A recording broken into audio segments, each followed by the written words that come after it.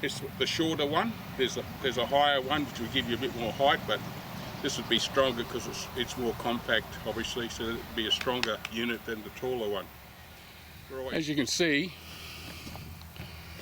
I've set up 16 bessa blocks in front of the mower.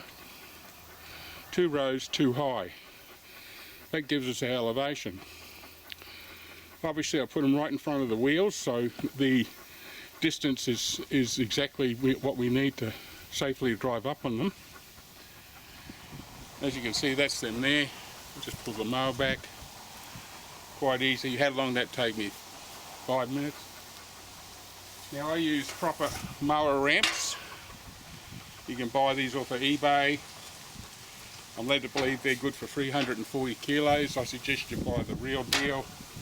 Don't make up some makeshift wooden thing, because you don't know how much weight it'll support.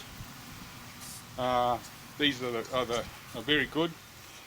I've been using these as well for years for this setup, and to drive the mower on the back of the ute. Now I should be able to just drive my mower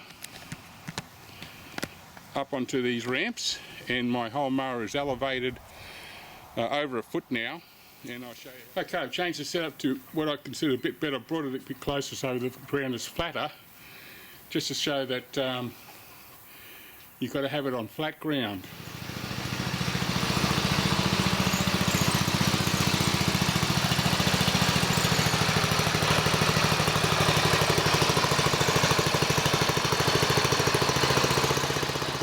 Bessa blocks, you can move them out, in, make them longer. I suggest don't go any more than too high, of course. That could lead to trouble, but it's an easy elevation.